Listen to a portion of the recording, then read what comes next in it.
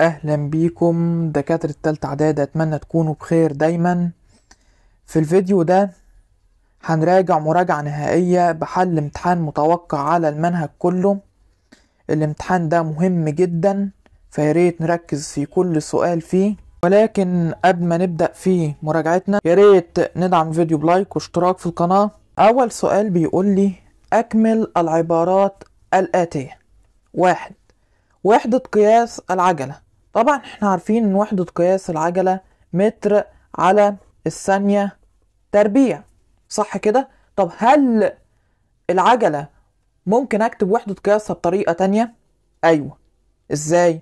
ممكن اقول متر في الثانية، ولكن هتكون متر في الثانية، هي كانت متر على الثانية تربيع، هتبقى متر في الثانية أس سالب 2. يبقى كده وحدة قياس العجلة ليها طريقتين في الكتابة، متر على الثانية تربيع أو متر في الثانية أس سالب 2. السؤال اللي بعده بيقول لي نصف قطر تكور المرآة يساوي نقط البعد البؤري، طبعا ضعف البعد البؤري. 3.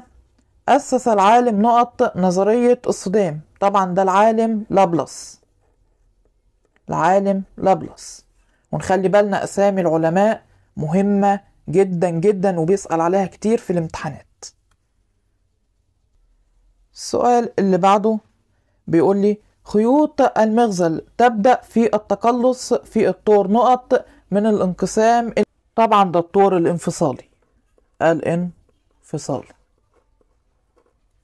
تمام.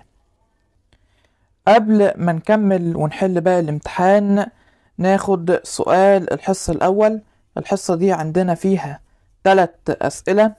سؤال الحصة الأول بيقول لي علل الجسم الموضوع عند بؤرة عدسة محدبة لا تتكون له صورة. ياريت نكتب حل السؤال ده في التعليقات. نكمل باقي الامتحان. بيقول لي اختر إذا زادت سرعة جسم بانتظام فإن عجلته تزداد بانتظام، تقل بانتظام، تساوي 0، تكون منتظمة. طبعا هنستبعد أول حاجة تساوي 0.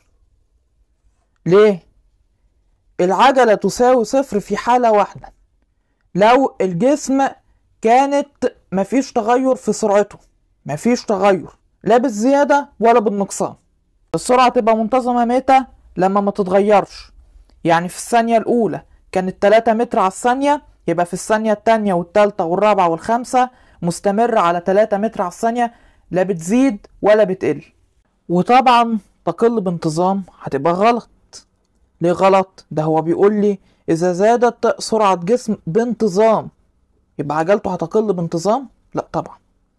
هيتبقى عندي تزداد بانتظام ولا تكون منتظمة؟ لا، انا استنتج من كده ان هي تزداد بانتظام. لو اخترت تكون منتظمة، طب منتظمة تناقصية ولا تزايدية؟ فغير دقيقة. انما احنا هنختار تزداد بانتظام، العجلة تزداد بانتظام، يعني منتظمة تزايدية. 2. النظرية التي فسرت نشأة الكون، ركز في الكلام، هي نظرية الصدام، النجم العابر، النظرية الحديثة، الانفجار العظيم. تمام. الصدام والنجم العابر والنظرية الحديثة دول كانوا بيفسروا نشأة المجموعة الشمسية، إنما الحاجة الوحيدة اللي فسرت نشأة الكون كانت الانفجار العظيم. السؤال اللي بعده بيقول لي ضع علامة صح أو خطأ. إذا وضع جسم عند مركز تكور مرآة محدبة تتكون له صورة مساوية للجسم. السؤال ده كان سؤال الحصة اللي فاتت. هل الكلام ده هيبقى صح ولا غلط؟ لا طبعا الكلام ده هيبقى غلط. ليه غلط؟ ركز معايا، هو بيقول لك ايه؟ بيقول لك مرآة محدبة. المرآة المحدبة بتطلع الصورة بتبقى تقديرية معتدلة مصغرة. الصورة اللي بتطلعها المرآة المحدبة بتبقى مصغرة دائما مهما كان موضع الجسم. قبل ما نكمل الحل في بقية الأسئلة ناخد سؤال الحصة التاني. سؤال الحصة التاني بيقول لي إذا وضع جسم طوله 8 سنتي على بعد 10 سنتي أمام مرآة محدبة بعدها البؤري 5 سنتي، فإن طول الصورة المتكونة يساوي نقط سنتيمتر 10 5 16 8. يا ريت نحل السؤال ده واللي قبله ونكتب الإجابات بتاعتهم في التعليقات. السؤال اللي بعده بيقول لي من الكميات الفيزيائية القياسية. يعني ايه القياسية؟ القياسية اللي هو ان انا يكفي اعرف مقدارها فقط، مش لازم اعرف اتجاهها. تمام، نشوف العجلة. هل العجلة السالبة كمية فيزيائية قياسية ولا متجهة؟ العجلة في العموم سالبة او موجبة دي كمية فيزيائية متجهة، يبقى استبعد العجلة. هيتبقى عندي الزمن والازاحة. الازاحة لازم اكتب الاتجاه بتاعها لانها كمية فيزيائية متجهة. يتبقى عندي الزمن. الزمن هو الاجابة الصح. الزمن كمية فيزيائية قياسية. 4. صورة الجسم الموضوع امام مرآة محدبة دائما نقط الجسم. طبعا دائما اصغر من الجسم لانها مرآة محدبة، بقى نختار اصغر من. 5 بيقول لي تقع المجموعة الشمسية على أحد الأذرع نقط بمجرتها. هل الأذرع المنحنية المستقيمة الحلزونية الدائرية؟ لا، هي تقع على أحد الأذرع الحلزونية. ندخل على السؤال اللي بعده. مسائل. بيقول لي 1 سيارة ساكنة أصبحت سرعتها 32 متر على الثانية بعد 8 ثواني. تكون عجلة الحركة.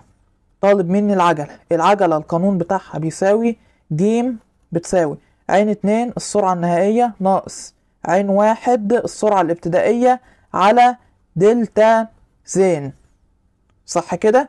يبقى معنى الكلام دوت ان العجلة هتساوي، هو بيقول لي سيارة ساكنة أصبحت سرعتها 32، يعني ال 32 دي عين 2 وعين 1 كانت بصفر، يبقى 32 عين 2 ناقص عين 1 بكام؟ بصفر على الزمن ب8، هتطلع معايا الإجابة 4 متر على الثانية تربيع.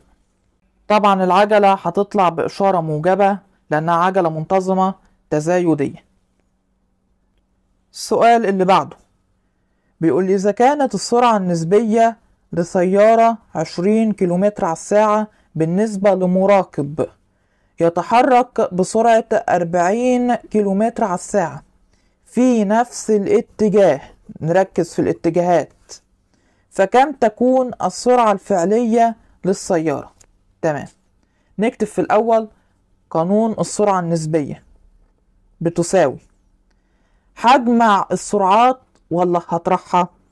لا، هنطرح. ليه هنطرح يا مستر؟ لأنه بيقول لي في نفس الاتجاه. نفس الاتجاه يبقى هنطرح. لو كان قال لي في عكس الاتجاه كنا هنجمع. طب هنطرح ايه؟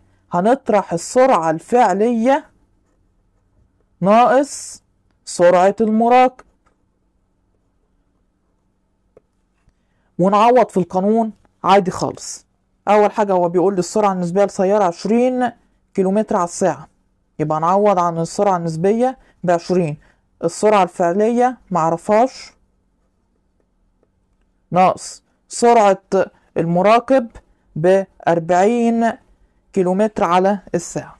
يبقى معنى الكلام ده ان السرعة الفعلية للسيارة هتساوي 20 ونودي ل40 الناحية التانية هتبقى موجب 40 زائد 40 هتساوي 20 زائد 40 ب60 كيلومتر على الساعة.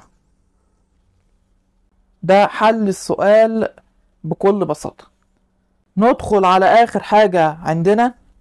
سؤال الحصة الثالث بيقول لي ضع علامة صح أو خطأ مع التصويب. رقم 1: الإزاحة هي مقدار تغير سرعة الجسم في الثانية الواحدة. 2: ظاهرة العبور لها دور في اختلاف الصفات الوراثية بين أفراد النوع الواحد. ياريت نحل الأسئلة دي، نكتب الإجابة في التعليقات. وبكده نكون انتهينا من مراجعتنا. أتمنى الحصة تكون مفيدة، وأشوفكم على خير في الفيديوهات اللي جاية.